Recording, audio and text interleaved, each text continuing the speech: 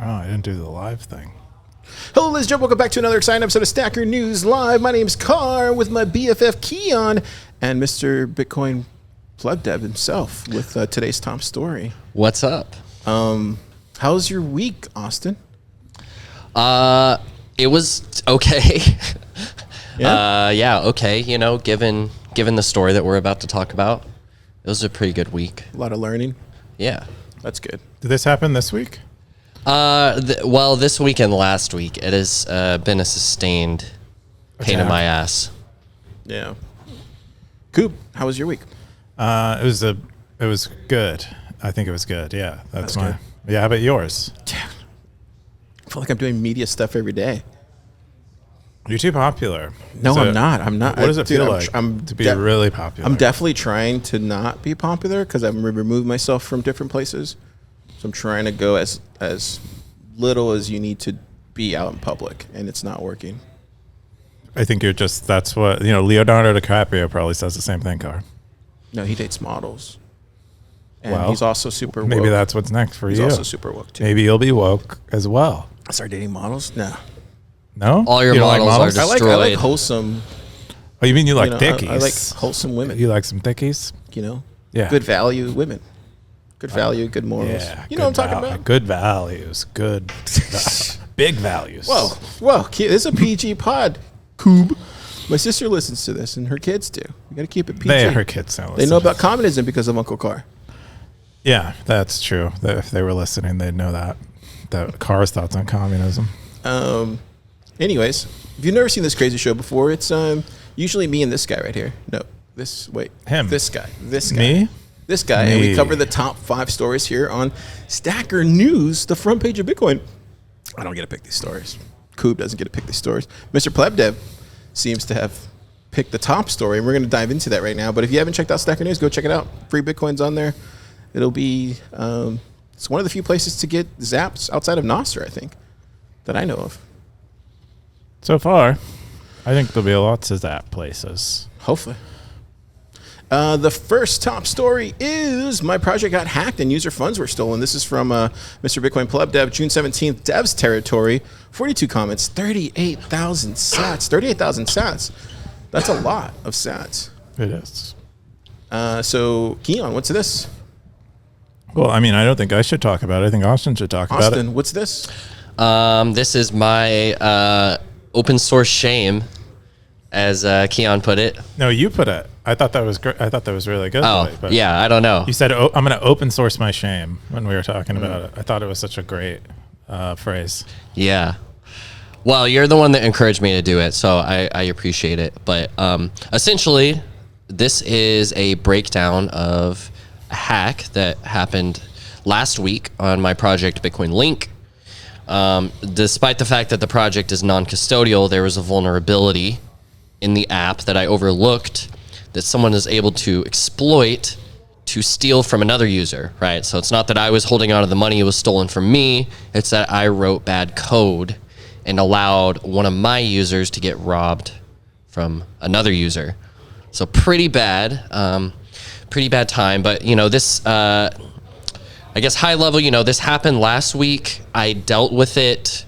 I fixed the issue pretty quickly, communicated with my user that it happened to, and, everything was fine to kind of proceed and keep it in the dark and keep it low key. But yeah, I mean, talking to some of the people around the lab and talking to Keyan, he encouraged me that I should share it. And after I thought about it, I was like, of course I should share this. If I'm only sharing projects that work out and here's my tutorials and stuff like that, it's kind of dishonest if I only share stuff that works and I don't share the stuff that I do that doesn't work. What'd you learn? Yeah. What I learned, I mean, I try and summarize it at the end, but it's a lot of lessons that sound very trite, very cliche, but it's things that it takes on a whole new weight when you go through it. And it's essentially about, for one, reviewing my code and understanding that if I have an app where I'm serving real users, what kind of risk am I exposing them to? What kind of promises am I making for them? And I shouldn't take that lightly. like just throw out my hackathon project and start taking on users and start scaling it. And that's sort of what I did is I, just built it for the hackathon. I started adding features and I got a few users and was feeling good. And I didn't take this extra time to look back and consider, what's at risk here? And is there anything that I overlooked in my initial build out? And I think it's also just, man, there's a lot of nuanced stuff about, I guess we could get into with some of the comments down below. Yeah, well, I just want to say from my point of view, I'm super proud of you, Austin. It's hard to admit failures and to admit things that you screwed up on, but super proud of you. It takes a really strong man to admit that kind of stuff. So I think that's tremendous because I know there's people out there that have done similar things and haven't shared their story about it for whatever reason that may be. But yeah, just want you to know that. The first top comment was from Gray Ruby. He says 200,000 sats is not too large, a price to pay for a lesson. Onwards, indeed. What do you think about that? Do you think that's accurate, Austin? Yeah, I mean, it's true. It's kind of like I said, I would have loved to pay it up front if someone would have messaged me and been like, hey, look, I can rob on your users right now. Like, pay me the equivalent of what I would rob them. Yeah. And I would be like, sure, sounds like a deal. Yeah, and usually the exchange would be they tell you how they would do the attack, and then you have like a bit of a lead and wouldn't get the money stolen. You would be volunteering it. It's like a way more virtuous way to do it. I think if you listen to people talk about bug bounties, though, they feel like they don't get the value of the bug. Like they'll find like really critical vulnerabilities in something. I think recently there was a bug in L&D that was disclosed a couple months ago, not the one that was disclosed this week, that I think the person got paid like $2,500, and it was like a pretty significant bug. And it just seemed I think I like the eye for, well, like it's not really eye for an eye, but it's like whatever you could take, I would pay, unless you're willing to take less. If you're like that, you don't want to, make me poor to report a bug. But yeah, and it's interesting too. Like Ray Ruby says, it's not a large price to pay for a lesson. Like, and Frost Dragon says, yeah, the bounty for that kind of thing is worth more than 200k sats. It's definitely true. Like the expertise that the hacker had to have. Not that it was such a crazy elusive hack. I made a mistake and basically left an endpoint unprotected. But nonetheless, what they had to understand about, for one, the inner workings of my app, and for two, the inner workings of Nostr Wallet Connect. Like, this is someone who has, a lot of experience. So yeah, I mean, it's pretty interesting. And there's only a few hundred of us in the world that even understand how Nostr Wallet Connect works. So there's a very small pool of potential hackers here, which makes it interesting. But their expertise was definitely at play. yeah. So yeah. One thing I was gonna ask before we got too deep in the comments was if, like, some people, they draw the line at non-custodial where things like this can't happen, where like their funds cannot get lost as a result of a provider error or like malfeasance. And I think legally that there's like the line is drawn somewhere else where this is non-custodial because the person can unilaterally like exit trusting you without your permission. So what are you saying? Are you saying that since it was non-custodial, fair game? No, I'm not talking about the attacker. I'm mostly talking about non-custodial solutions in general. And I know some people who define non-custodial as the provider not being able to be attacked and lose someone else's money. And then there's the other type of non-custodial, which is like this is non-custodial by another definition, another close definition, where Austin cannot. I believe you cannot. Well, you could. I think you could, especially in the revision. You can spend their money, right? No. In the revision, I cannot. Okay. So this is what was difficult, is like doing a revision to make it much more difficult to hack, but still keep it non-custodial. And yeah, you're right. There's multiple definitions. Like, I guess mine I take on is the legal definition of non-custodial, which essentially means that I don't have unilateral control over the funds. And even beyond that, if I have almost just as difficult of a time hacking this service or hacking your link as an external actor would. Even the logs in my server and in my database, like, they don't give me secrets. And really the whole scheme here, and where my mistake lies, is the fact that you have an encrypted Nostr Wallet Connect, which is, you can think of it as a permissions to pull a certain amount from your wallet. So there's that piece. It's encrypted in my database, and then the link is stored in the URL. And the idea is that these are created completely separately. I never have the secret. And in fact, the only time I see the secret is after you have already pulled those funds successfully. Yeah, I'm confused. But Yeah. I mean, hopefully the people at home aren't. So it sounds like I'm you- a really dumb pleb. But Keyan, can you expand? I feel like, have you written about this before? Never heard you say this before about the non-custodial thing. No, I haven't written about it, but I've heard people describe non-custodial differently. But it sounds like Austin meets both definitions of non-custodial the way he's describing it, to where he never is able to spend, the person who's creating the links, their funds, because he never has access to the links. Right? Yeah, exactly. But I mean, I suppose it's a different thing if we were to say that it's not possible for me to even make a mistake that could lead to the loss of your funds. I have another Yeah. really dumb question whenever you guys are ready for it.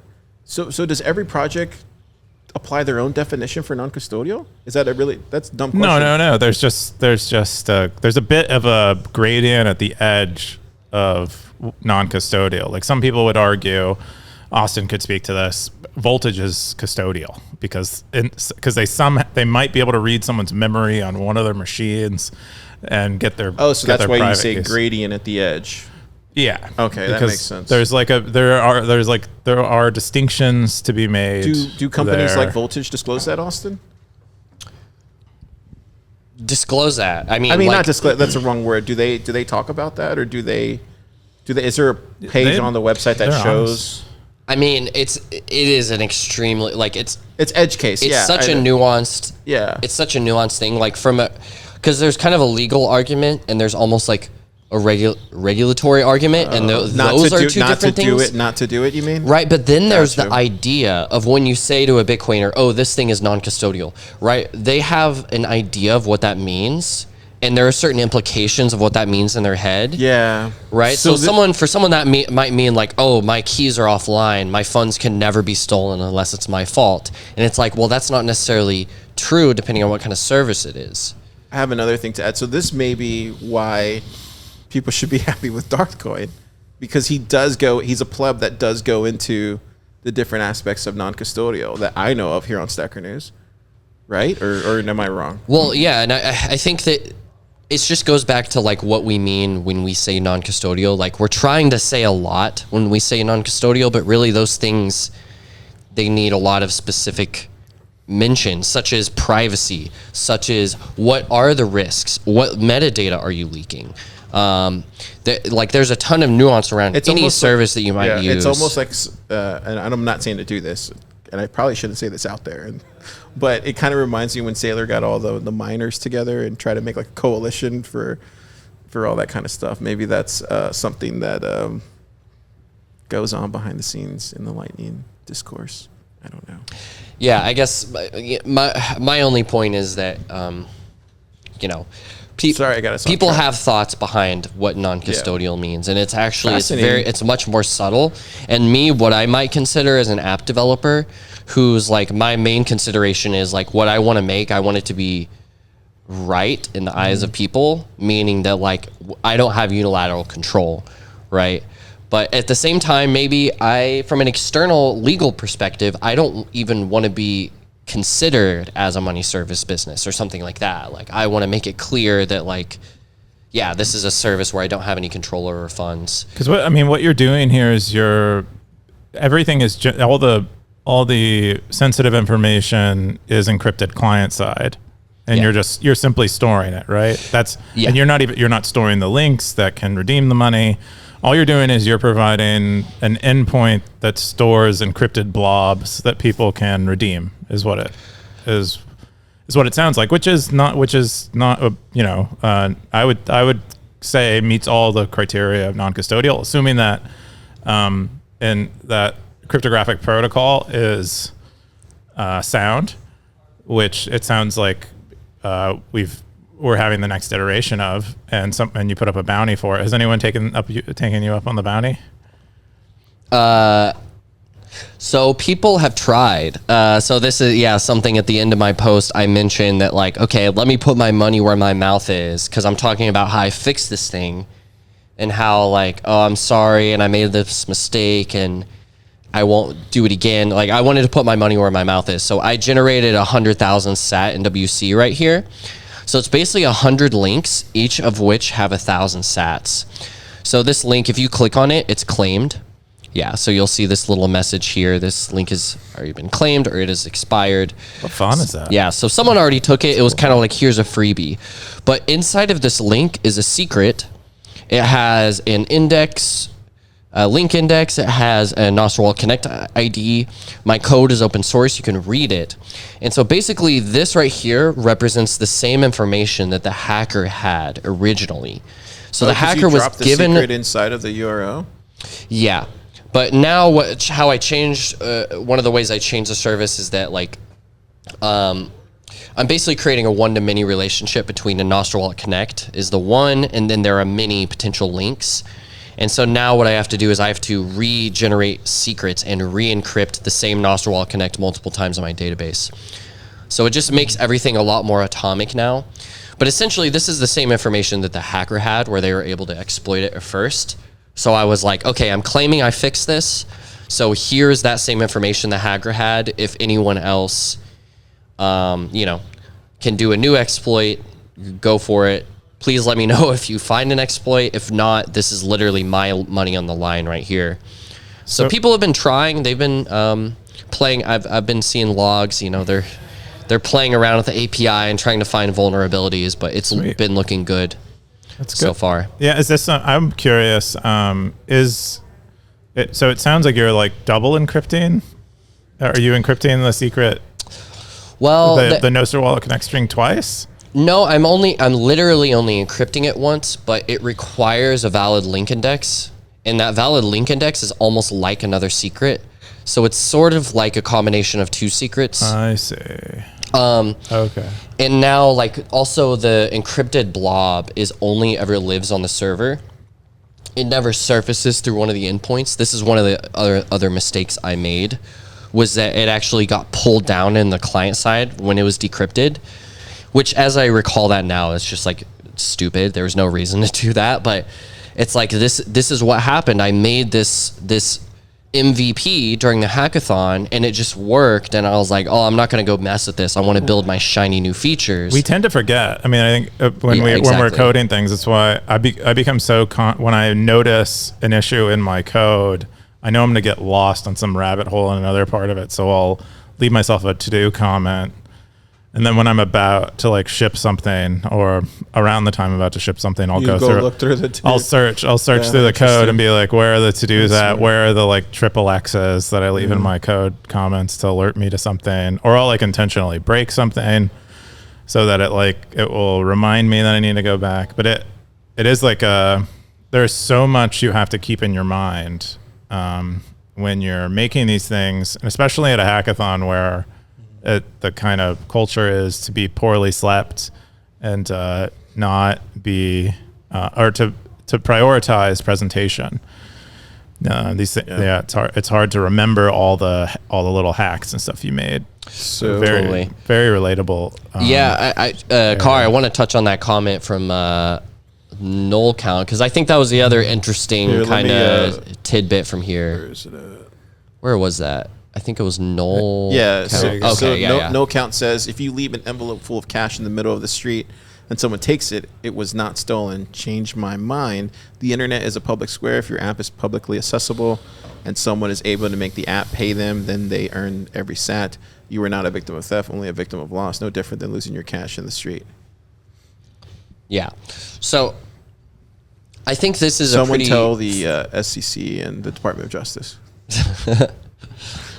I think this is a fair perspective, and honestly, like, this is a very what would you say? This verges into the gray to black hat territory of a perspective, which is essentially, it's like this person's perspective is like, you know, the internet is a wild west of, you know, anarchy and lawlessness, and if you leave yourself vulnerable out here and someone takes your stuff, that's just what happens because you're in the Wild West, baby.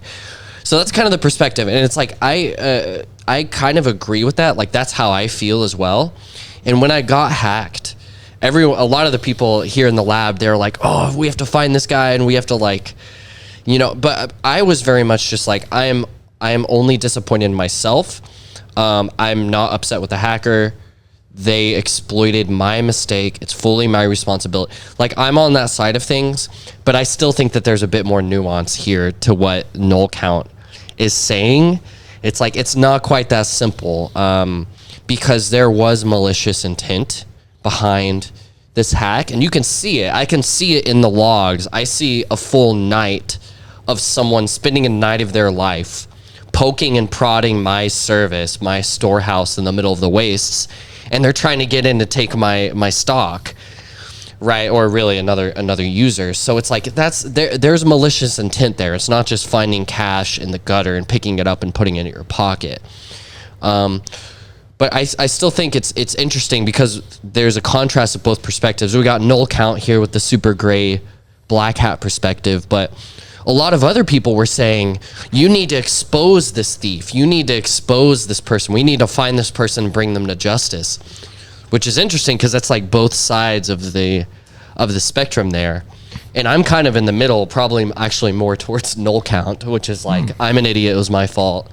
You know, the hacker's probably not a bad guy, but I'm like, he's a little malicious. I think it could be he or she, they. I think it could be your fault, and it doesn't. I don't think it legitimizes null count's point of view, because from my perspective, I do believe in property rights, and I do believe in digital property rights, and I don't think stealing. I mean, it implies you have some sense of morality or ethics. It's a mortal sin. Like you're literally like falling into like the devilish side of things. It's disgusting in my opinion, but I think each their own. I think no. I mean, if you get away, it's mostly. I asked him a question here because he said that the internet is a public square, and your app is publicly accessible. But so is someone's home. They're like door on the outside of their door is the public, and so if I break into their door, if I enter their house and steal their belongings, I asked him a question here like, is that okay because their home is accessible via the public? Yeah, it is. There it goes. I found it. And and I mean, it's either he doesn't believe in property rights in general, or he thinks digital property rights are different than physical property rights, which is interesting. I think some people do feel like they are distinct things and, you know, different things. I tend to think of them as in the same way. You take stealing very personally. Mm-hmm. One time your Stacker News hat was missing for like 2 hours, and you lit off, bro. Well, I only had 10 of them at the time, and I thought someone violated my trust. Yeah. But it was someone who I trusted doing what I gave them permission to do, and I'd forgotten. Yeah. I think we covered, that's probably like episode 2 or something. You should definitely check it out if you're a fan of Stacker News Live. Anyway, the other thing I was going to say was I tend to give people the benefit of the doubt, you know, because I think that's just the way to do it. In this scenario, maybe the person had reason to do it. So, I mean, did you ever get in contact with them, Austin? No, I'm waiting to do that. You should find my comment I made about, I forget what I said exactly. It might be towards the top. I don't see it. This one? Blockchain Boog also said the same thing. He said stealing is wrong. I haven't been scammed myself. No, scroll up a little bit more. Okay, there we go. I should also mention there's a lot of details I have to leave out for privacy security reasons. Yeah, some of the things, if you're a developer, you might read through this and might think some of it doesn't make sense, but Yeah, privacy security reasons. But I'm 90% positive I know who hacked Bitcoin Link, and it is a prominent developer in the space. I'm sure everyone would recognize. I'm not absolutely certain though, so I wouldn't name them, but they could definitely still shoot me a DM. So if this person is watching, please reach out to me.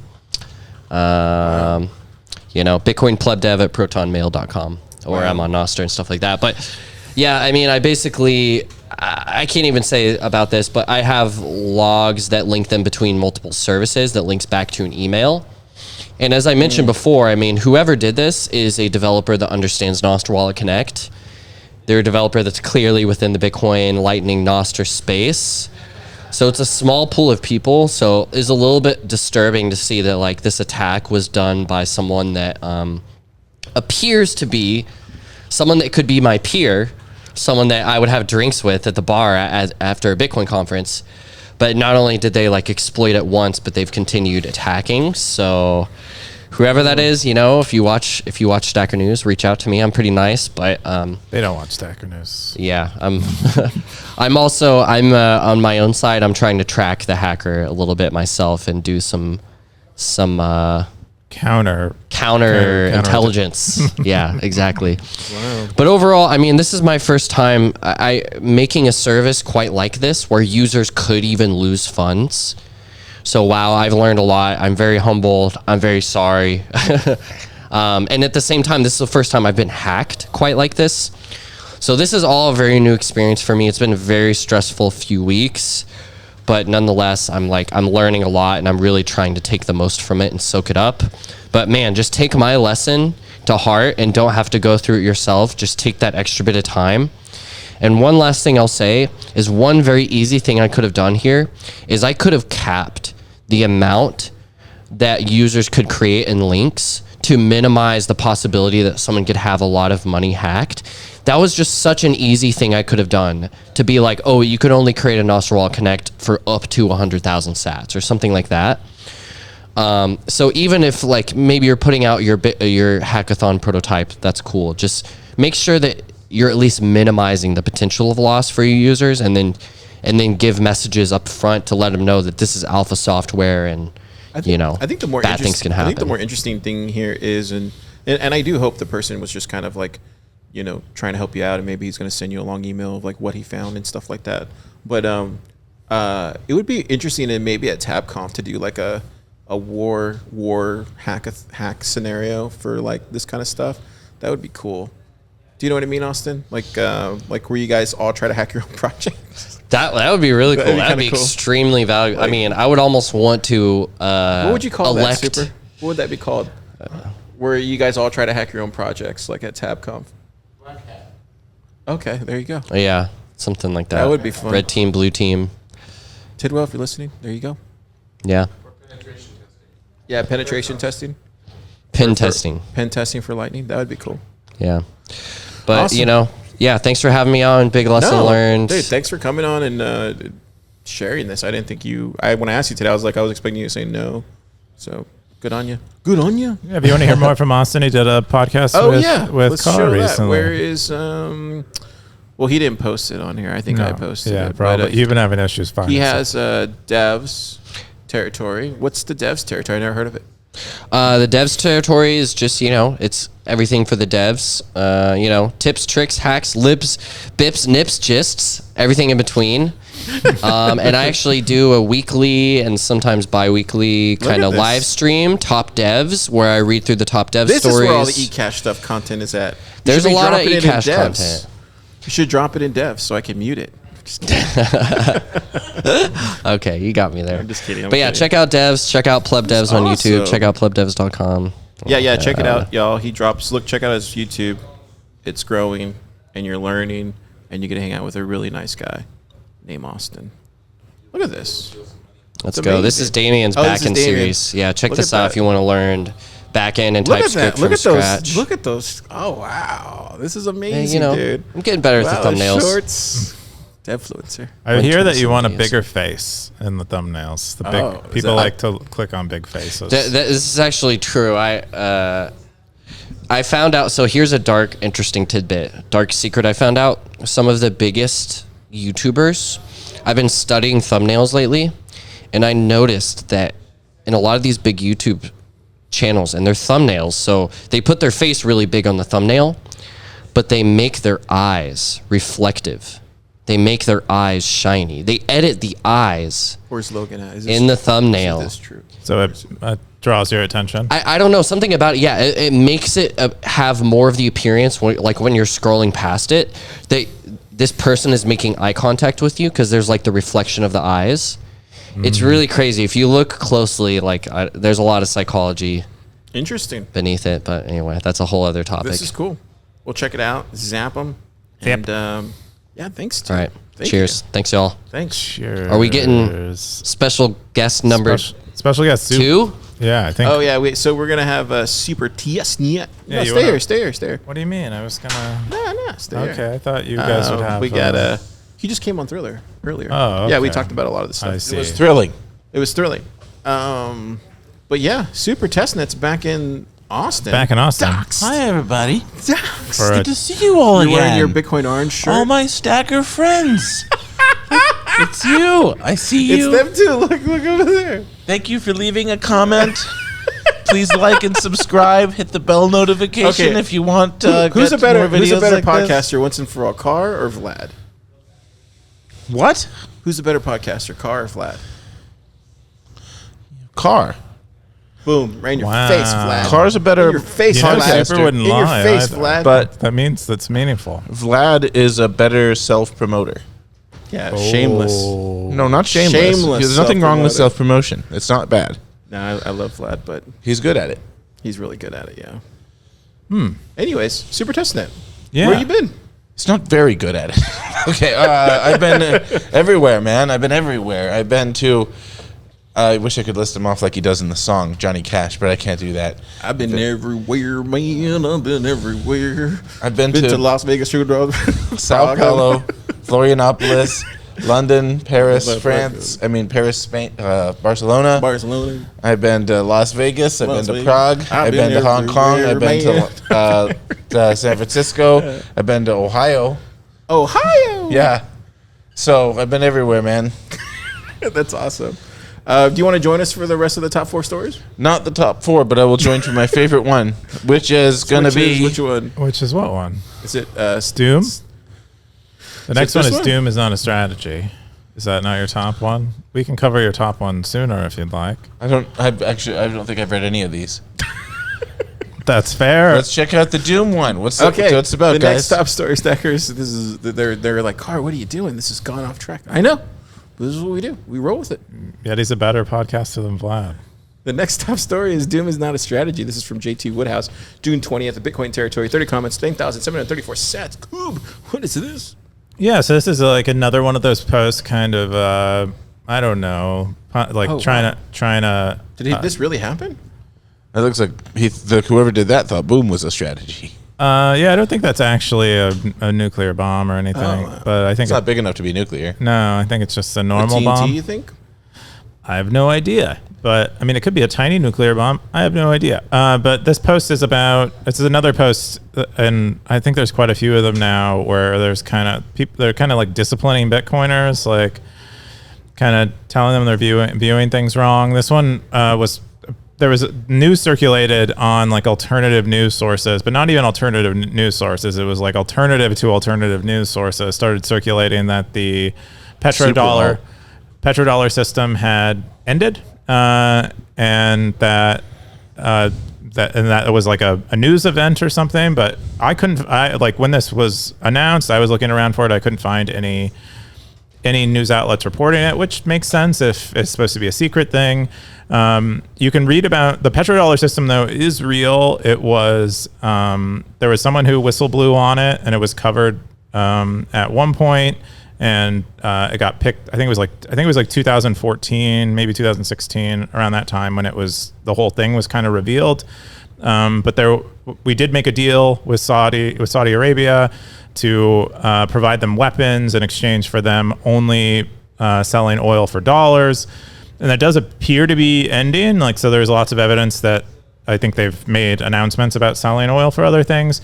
So that has ended. I just don't know if there's the official agreement has ended, which is kind of what this claims. Anyway, he says that he found that he couldn't find evidence that that it officially ended, and he thinks Bitcoiners are just kind of making it up in an effort to like, Put down the dollar. Does he call out the Bitcoiners? put down the then? dollar and believe that the world. Does he call out the Bitcoiners in the thing? Yes, that's Oh, like wow. Well, it's mostly he's like Bitcoiners are doomers. Here's why they're doomers.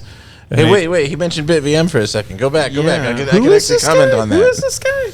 JT Woodhouse. Is he on Stacker News or what? Yeah, he posted. I think he posted this article himself. If not, he's from North he Carolina. frequently posts the articles himself. He does a pretty good job. Let me tell you, man, if you live in wood houses, don't throw matches Well, he's on Nostr, around. so hopefully you posted it on there. If you guys want to talk to him, there you go. Hello, JT Woodhouse. Oh, this is his Twitter. I don't know. Go back to the thing. I want to see what you Yeah, said yeah, about sorry, the thing yeah, that I yeah. know a little bit about. Yeah. So he says, I need. Here it is. Where I is it need at? to read up on eCash, bleh, BitVM, meh, and all the wild ways it's been integrated into Nostr.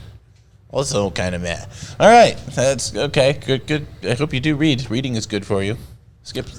Yeah, but I thought stupid stuff, the interesting bone he picks, or the like his motivation behind this piece was that he feels like Bitcoiners are doomers because what they want is the dollar to end, so they don't have to do the hard work of like educating people and making layer twos that work well and scale and have decent UX. But they want to win the easy way, which is their opponent like bows out, their opponent fails, their opponent defeats themselves rather than them actually providing a superior solution. And I thought that was my favorite. That was my favorite part of the whole article. what Was did the that Stacker say? like little inflection?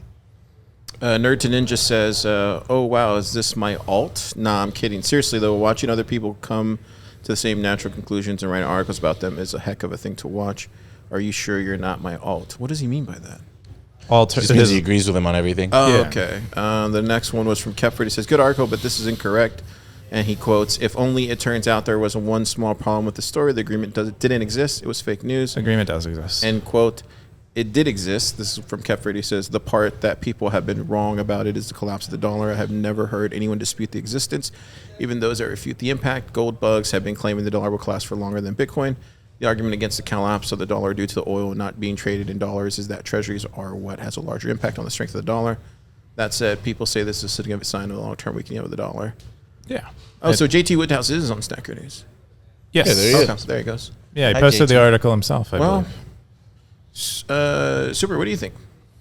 I heard of the petrodollar a long time ago. Or no, I heard of the euro dollar a long time ago. There's too many noun dollars. dollar things. Noun then dash dollar. I don't know. I didn't read this thing, but I mean, what I've skimmed here looks pretty good. Thanks for provocative prognostications. Anyway, what's next for you, Super? What's going on? What's on the docket for Super's life? You're a famous. I'm going to Mexico. You're on famous on tour. I got took a flight to Mexico today because I'm going to go help Chris Guida.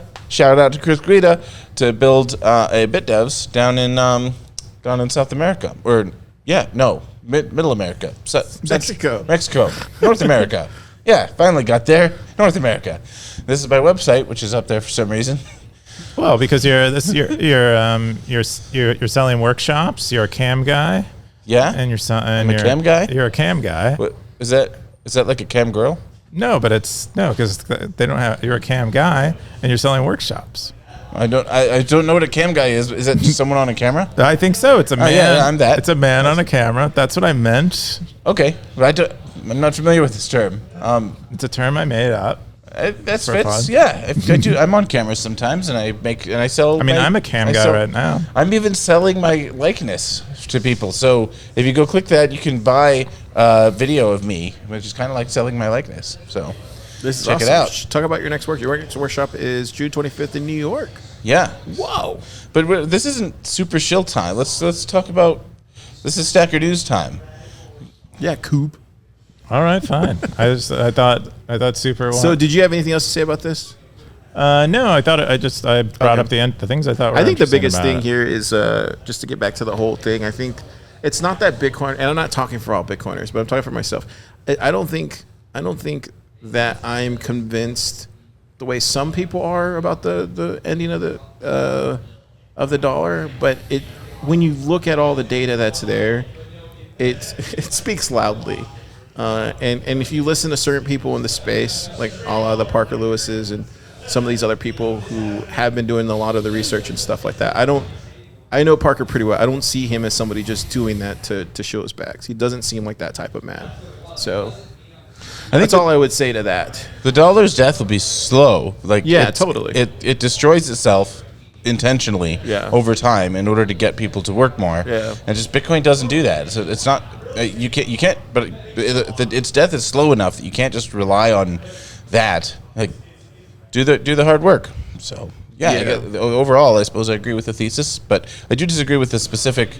Or I haven't read. Yeah, I have no idea about the Saudi stuff. I can't say I disagree with anything because I haven't read it. I have no idea about the Saudi stuff. That's not my lane, but I probably agree with everything you say, my friend. But probably the doomer stuff in the dollar, like all the information's there. Like you just have to go and do the research, and if you don't have time to do that, then Sorry, I haven't read your thing. Yeah, I'll check it out this weekend. The other top story is that's me. I guess I can head out. So. Oh, you're heading out? Okay, cool. Bye, Super. We'll see you around. when you come back from Mexico. Wait, he's not leaving today. I'm not heading. I'm not leaving right now. I was saying it from the point of view of the viewer. Bye, viewers. Okay. See you on my camera. See you on my. You'll see me on my camera. I don't know, something like that. All right. Cool. Mic drop. Say something real quick. Hello. Okay, cool. I muted the right one. Yeah. What a beginning of the show. Oh yeah. Threw a lot of things off. Let's get into the next top story. This is from Darth Coin. Bitcoin circular economy, a hard to achieve goal for many people. Bitcoin territory, 47 comments, 5,010 cents. June 16th post. Coop, what's this? Yeah, so this is Darth Coin, kind of, being the best Darth Coin that it can be. And I'm trying to encourage people to do more circular economy stuff, try to orange pill their local merchants, try to get away from using fiat. Who was that top comment there? Yeah. He's the only person of notoriety that actually comes to Stacker News and comments. That's what I'm saying. Be the example, Jimmy. I love it. I think he does. Jimmy does have.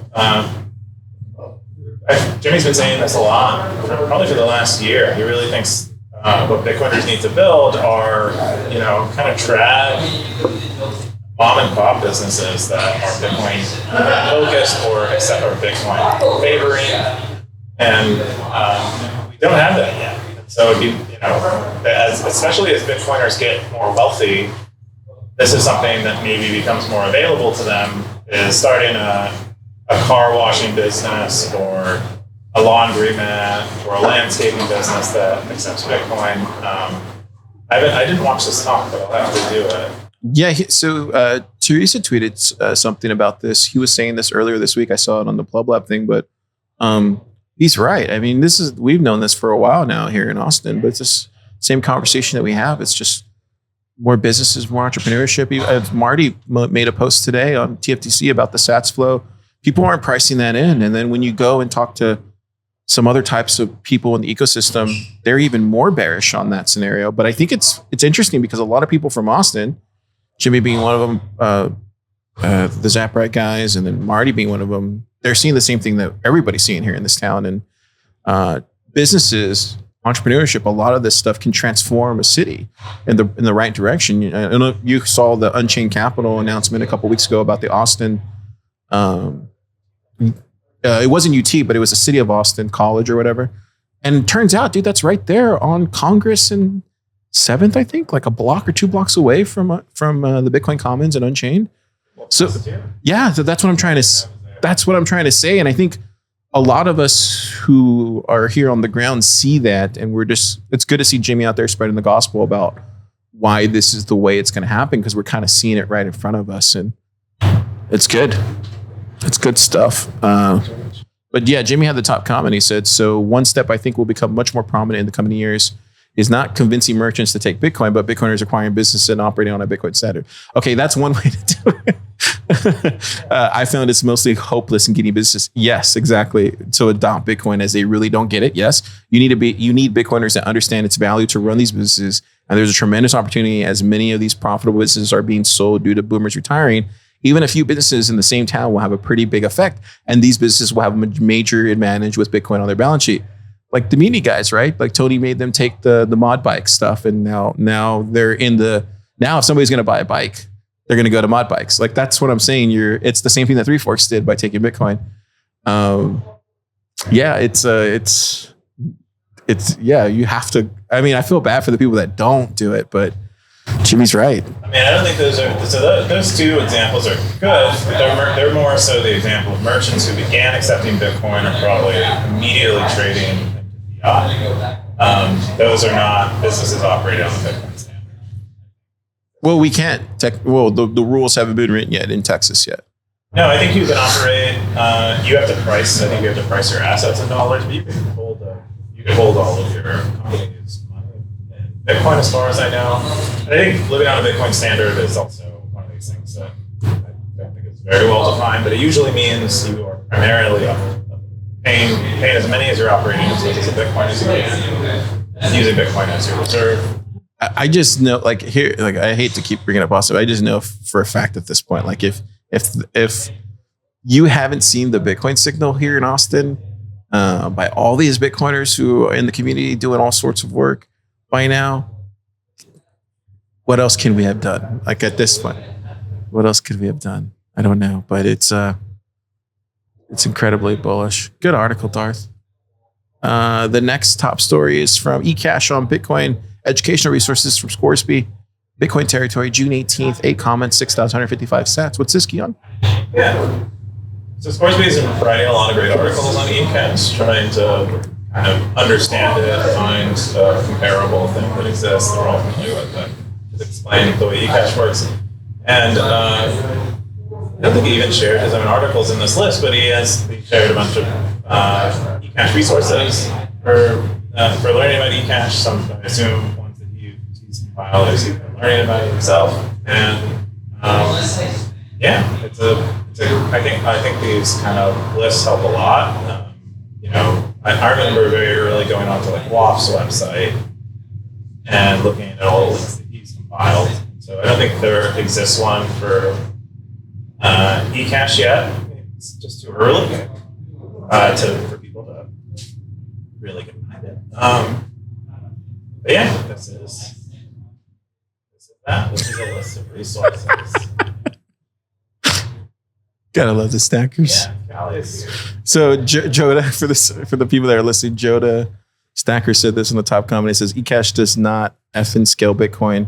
And this is a quotation from Callie. Apparently Callie said this. And then he says every podcast, Callie on scaling Bitcoin with eCash. And then it has a meme underneath it. Yeah. Cool stuff. The next top story is long-term support for Callie, the person we were just talking about. This is from Siggy47 10 hours ago. Bitcoin territory, 8 comments, 1,410 sats. Keyan, what's this? Yeah, OpenSats continues making more eCash grants available. It seems to be part of their portfolio now. This one is for Callie, and it's long-term support, which I believe is they agree on an ongoing basis to give him money. He's working on Cashew, which is an eCash mint with a single guardian. I think is the term that they use for people running these things and doing all the cryptographic signing thingies. And in contrast to Fedimint, which has several of them, but what's nice about Cashew is it's really, I think, allowed people to experiment a little more easily with eCash than they might have with having to start with Fedimint to begin with. And Callie's also just, I think, a very well-spoken person with strong opinions, and I think with also integrity, from what I can see, having seen him on podcasts. And so I think it's nice to see him get or continue to be able to operate. I think it has a physics background, came to programming, which is always a really cool trajectory. Cool stuff. And that's all the top 5 stories on Stacker News this week. We're going to jump into our top stories. That is right. The first one is Coob's ramifications of samurai plea bargain. What's this, Keyan? Yeah, well, Siggy wrote about plea deals and how they relate to the samurai case, but the Rage, I forget the person's name who writes for Rage, but they do a lot of great reporting on privacy and Bitcoin. They've been reporting about the samurai case and that they can't seem to get any kind of documentation on or case files on the dev that was apprehended in Portugal. And Siggy concludes that from his experience as a lawyer, in New York City, where this case is being tried, which might have relevance or not, I don't know, but he says that it's very common when someone is cooperating with authorities and likely to plead guilty for, I think a 5K is what it's called, where the judge will give them leniency in the sentencing.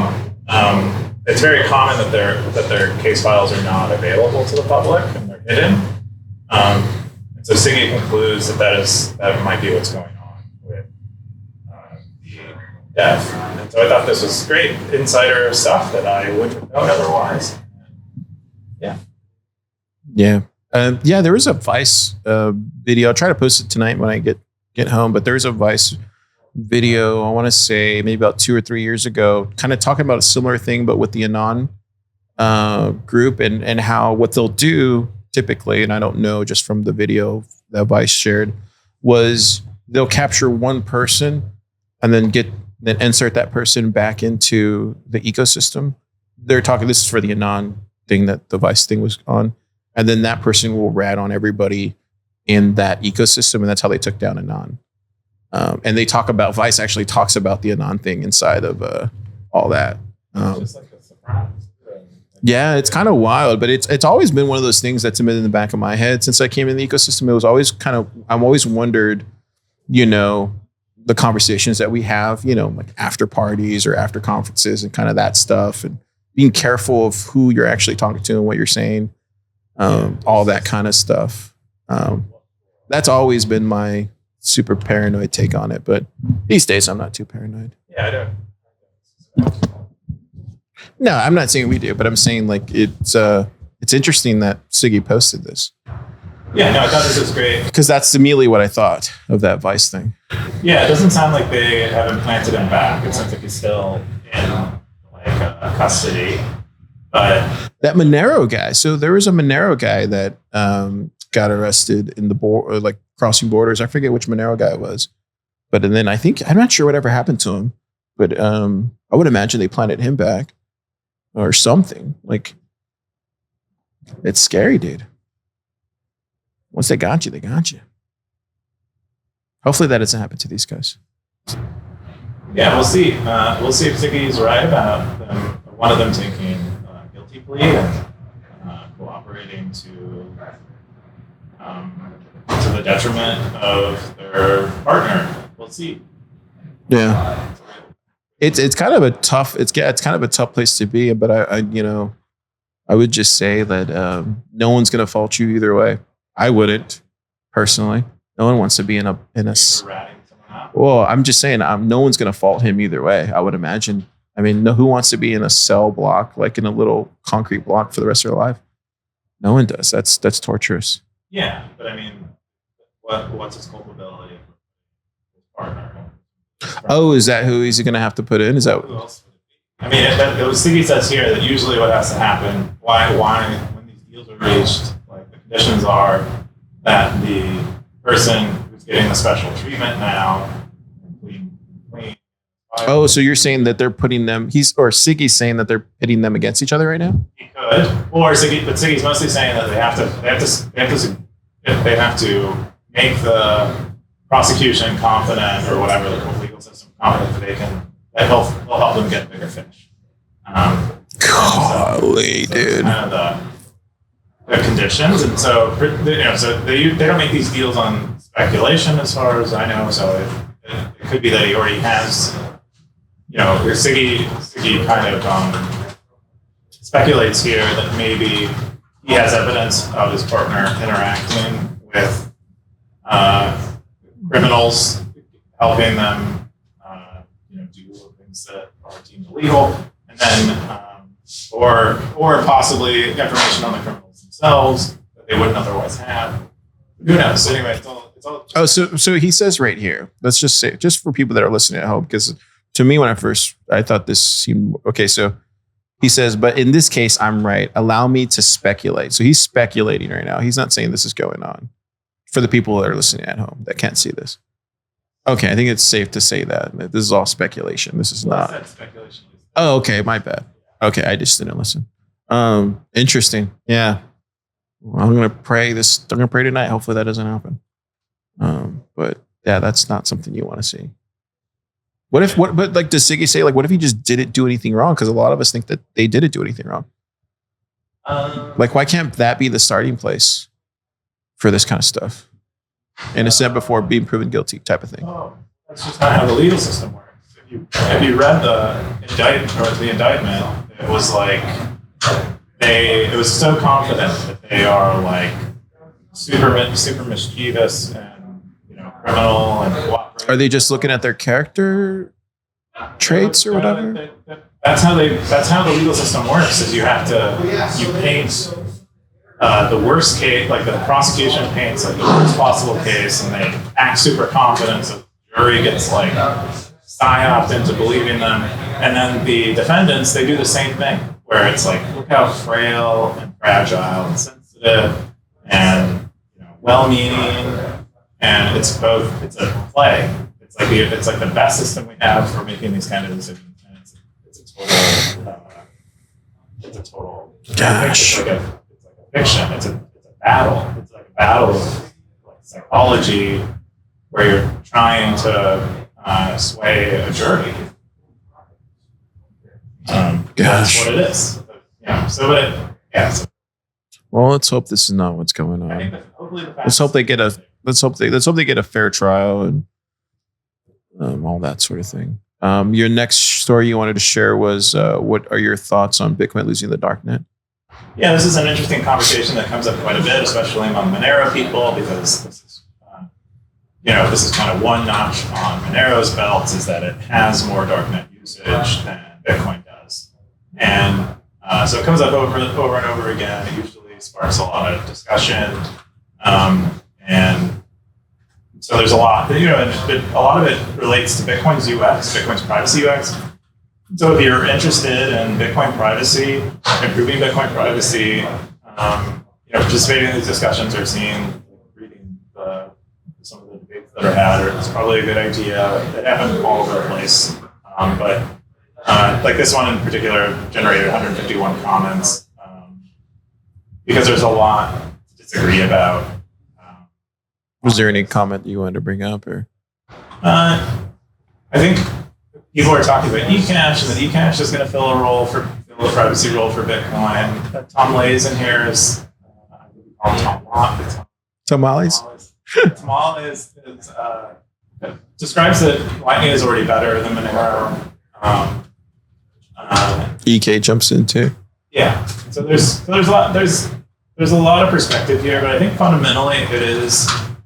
I mean, even Peter McCormick on his own podcast, recently was doing one with Kelsay from Ordinals, and he said that he still has Monero, and he has Monero for darknet things because he doesn't trust himself. He doesn't trust himself to be able to go through Bitcoin privacy UX in the right ways, and so he uses Monero. Who said that? Kelsay did? This was Peter McCormick. Oh wow. Kelsay would be able to navigate it pretty easily. But it's fundamentally like a UX thing, and Bitcoin's privacy UX just isn't. Yeah, it looks like the stackers. Obvious. Definitely check it out if you're interested in that conversation. The other one is DOS Disclosure LND Onion Bomb. What's this? Yeah, this is my last one. So this is I think it was LND version 16 or before, or maybe just before version 17, they were respecting what the person who was routing through their node said the length of the data was.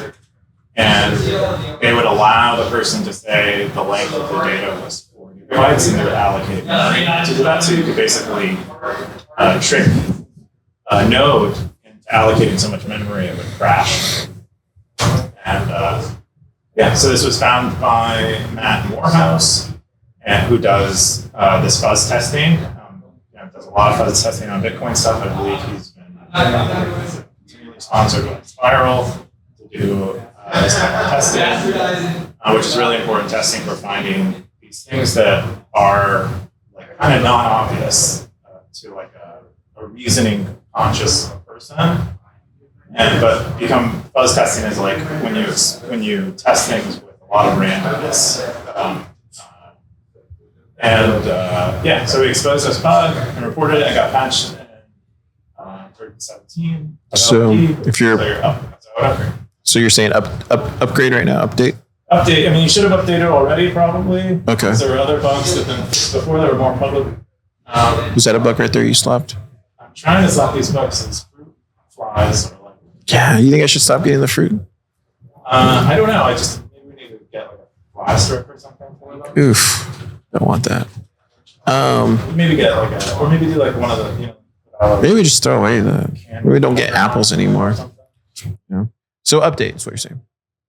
Yes. Okay, cool. Your LND, Cool. Get voluntary. Nice. Then your other top story was Lugano trip report. Yeah, Lugano. Leo did these great trip reports. Oh, is he going to Lugano now? This is another person. Oh, another person. Oh. Red Radish. They went to Lugano using Bitcoin. Zap him. And Lugano is in Switzerland, very commonly known to be the home of Tether, and very crypto friendly. They even have their own shitcoin that is like backed by their local currency. But they're generally crypto friendly, so they also support Bitcoin stuff. And he describes using Bitcoin there, talking to merchants, trying to get them to use Bitcoin. They often had a hard time and had to get help or whatever, couldn't find the Bitcoin option because there were so many crypto options on their screens. But another place where you're seeing some like merchant adoption. Awesome. Yeah, I hope to go to Lugano at some point. It'd be nice. Beautiful. I've only been to Zurich for 4 hours, but it was very nice. Just for 24 hours? Just for 24 hours on the way over. I had some coffee. I had a rude waiter. Wait, what's a rude waiter? Is that a drink? No. Oh. That'd probably be great. I don't know what it'd be. I thought that was a drink. I think it looked like someone spit in your glass. Oh, that makes sense. But it's actually spit, No, it shouldn't be spit, but it should look like spit. You're like, can I get a double rude waiter? And then you just get spit. Yeah, that'd be cool. But yeah, it felt like a real, felt like I was really in Europe. It wasn't that rude. But, yeah, I recommend going to Switzerland. It's one of the Nice. easy place, easy expensive place. We're gonna jump into my top stories this week that I was watching. This is one that Oscar posted, I think it was about a week ago, but he had what he said, what are some ideas, implementations, critiques on various bounty systems? And then he also specifically asked you about your Stacker News bounty system, because I guess people think you and Moritz have figured it out as far as a bounty system. Oh, I don't think he was asking about the open bounty system. Oh, he wasn't? Oh, okay. He didn't specify. I thought he meant ours. He used a Stacker News bounty. Asked me about bounties, so I thought he meant the current bounty. Oh, okay. So what did you tell him? Can you summarize this? I told them the biggest concerns are that people do work and they don't get paid, or people don't do work and then want to get paid. Those are like the problems you have to solve for. So I lay out kind of how we thought about it. Austin was the one who suggested we do bounties on Stacker News, and that I shared basically the way we thought about it, the choices we made. There's lots of decisions to make, and trade-offs. That's cool. And then can somebody copy your GitHub way that you did it on yours? They can copy. I mean, if they want to copy the code, which would be probably pretty hard, put it in another project, but they can copy. I lay out the reasoning here behind the big things you kind of need to think about. I lay out, so someone could write. It should probably be easier for them to write their own project that does some of that stuff, and they might have a better way of doing it. I also described using 99 Designs, which is like this design contest system where you say, I want a logo designed for Thriller, whatever, or whatever. Super Testnet's new magazine that you come out with. Super Testnet gives them, I think it's like $400 is what you put up front. With 99 Designs, you mean? 99 Designs. Oh, it's $100 and you can upgrade to $400. This is a long time ago. It's always 99 Designs. And then a bunch of people compete. They submit logos. And you can pick one and give them the $99. Some majority of it goes to them. And then, or you can be like, I want it refined. I want another round. Yeah. Cool. If you're building a project right now and you're looking for some help, check out this post. It'll be in the show notes.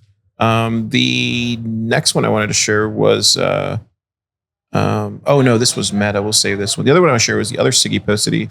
He specifically singled out Ego Death Capital, which I thought was kind of weird.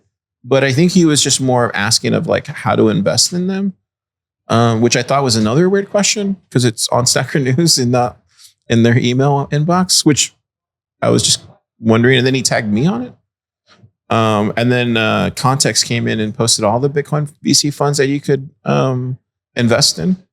And so I added these to Plebbook right away just to make sure we have all of them. And then I dropped a comment in here to kind of give him my 2 cents on everything. And I was just chilling the builder's territory, He asked me about Ego Death. So I did share that, we did have a meaningful conversation with Jeff Booth, and he's a well-respected VC at the space because he's built a startup and there's very few of those.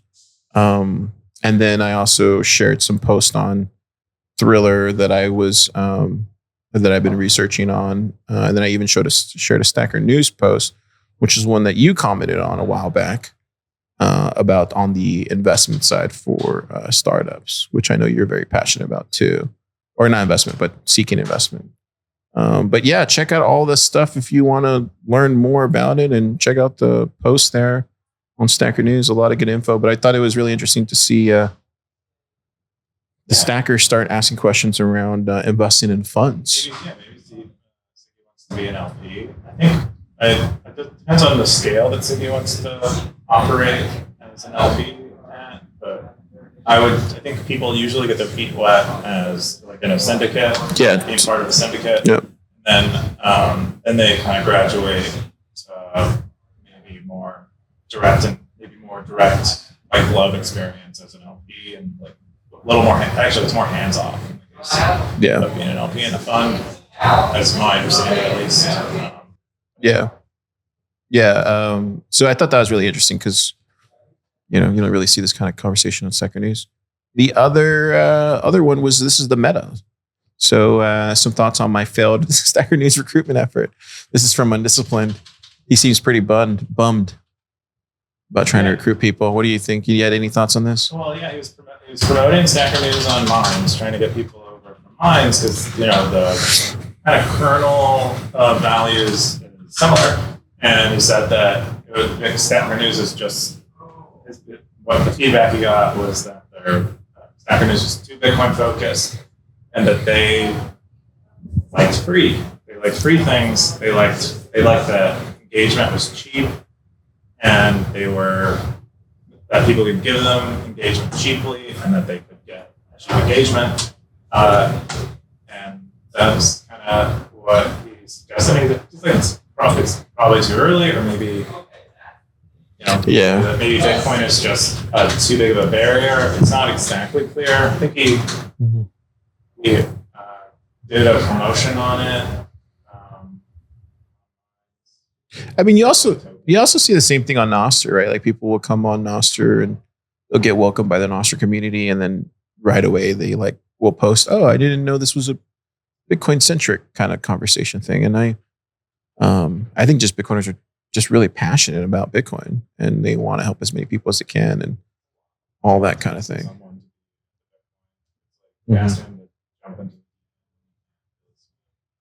Yeah, totally. I also think too, just I think it's just more of a mindset change. That's just going to have to take time. I mean, because I do, people value, the engagement from, the tech space and the Twitters and the Facebooks and the YouTubes. Like a lot of people truly like. They love seeing the number go up. Yeah, even though, trustworthy number, but yeah.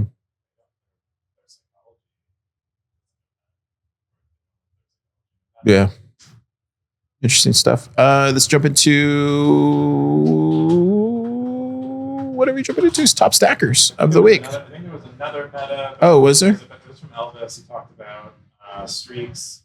He didn't say much on it. He just commented that he was kind of going off grid for a week and felt that, it was a little sad that he's probably going to lose his cowboy hat, and just found it interesting. I want to talk about that. That's all. Well, Coob, until he builds a general store.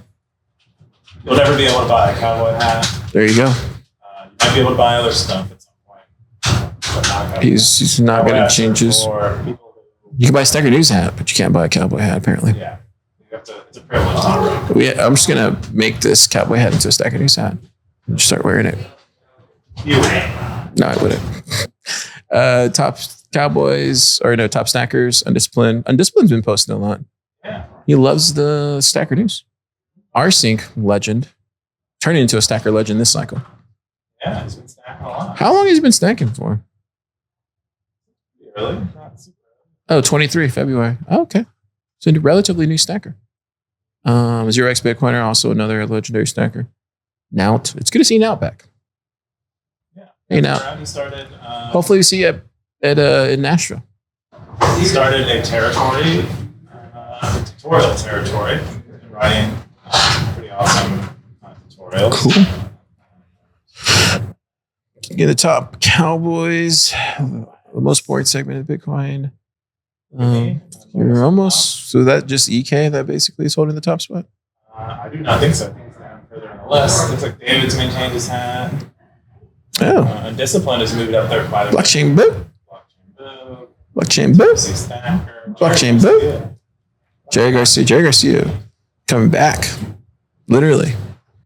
Cool. That's all of everything. Million Sat Madness real quick.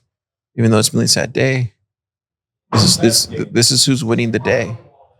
Where am I at? 100,000 sats. I'm not in here. There you go. 33. 33. It's about time. One post, 5 comments. Dude, I've been busy today. That's what people are like, oh, Car doesn't comment. I got work to do. I wish I could just work on Stacker News live all week. This is not the world we live in, Coop. Gotta have 15 jobs. Just the way it rolls. What else? What are you gonna do this weekend? I want to pull up the comments. What am I gonna do? Oh, there's they released the second half of Bridgerton. What is that? Oh, Bridgerton is like, it's like set in like London, back in like the 1700s or whatever. And it's like, it was done by the woman who did Grey's Anatomy. But, it's like period piece. And that's a good show. I like it. I like I like shows with social dynamics in them. So like Survivor, and specifically co-ed, where the dynamic it's very it's like sort of an unstable dynamic in some ways. And so I like that also in fiction. Yeah. But how about you? What are you doing? Yeah, I saw the Fatima movie this week. It was good. You should watch it. It was good. It was a good. Still trying to finish that book, the one that you gave me. Trying to finish that, and then I have another book that I'm reading. I've been reading a lot of books lately. Reading a lot of books. That's why you're getting so smart. No, I'm one of the dumbest people around. Really dumb. Yeah, around here. I don't know many other people who read 2 books No, I read a lot of books. in a weekend. Well, I use Audible. That's kind of cheating, but I can't. I need. I'm a visual guy. You know, I need to see the book in my head. If that makes any sense. Like I need to watch it. Do you know what I mean? Like I can listen to it and then visualize it in my head. But then if I read the book, it's just like not visually stimulating for me. You can up into a book at times that it can actually be more stimulating to the visual mind. Totally, especially if you have a creative imagination. Yeah, but that's kind of the Which I do. Yeah. And God, I mean, some books I read, I'm just like there and in it. Yeah, it's so cool, right? Very like VR. Yeah, totally. Totally know what you're saying. We got Blockchain Books at Zap from last week's episode. Fake thumbs up. Thank you guys. And then we got Johnny Rico. Sup, dudes? What's up, dude? And then we're gonna go to Zap stream because I think a lot of stackers are there asking questions. Let's see what they say. Are we there we go, right here. Yeah, popular show Keyan. Let's see where are we at. Oh, hang on, I gotta go here. Let's see what they say. Oh, got let's see here. Zappy Friday. Coop's audio's off. Fix it in post. Case study for checking comments during the stream. Not at the end. Odd that they skipped the second and third top stories when doing a top 5. Yeah, sorry. This is what happens when you have when you have Super Testnet in town, you got to stop the show. We don't get to see him too often.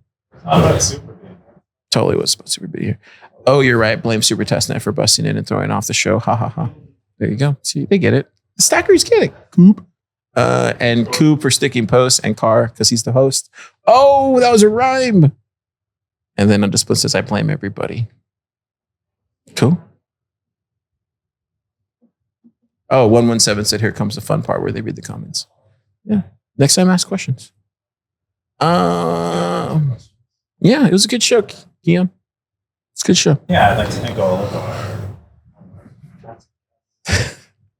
Oh, I should tell the stackers who are listening, we're going to be doing a live show in Nashville with a special guest who I won't say it is yet, but I'll post it on Stacker News here in the coming weeks. We need to get a venue. TBD. If it's an Airbnb, I'm not going to go. We'll have a stand-in. That'd be cool too. Yeah. But anyways, yeah, we'll announce it when we get closer to July. But if you're going to be in Nashville for the conference, then definitely stay tuned. Stay tuned. Oh, you're going to bring hats? Oh, wow. So free Stacker News hats if you come to Stacker News.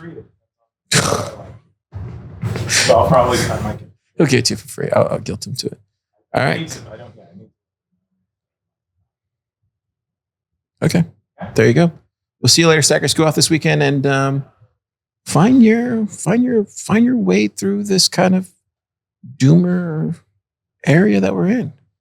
You know, and I think the best advice I ever got a long time ago when I first came into the Bitcoin space, it was from like I won't say an OG, but it was somebody who'd been around for a while. He said, you know what, Car? You push the button. He goes, you know what, Car? Stay in your lane. And that's what I continue to do. Just stay in my lane. Wow. What's your lane? Which one?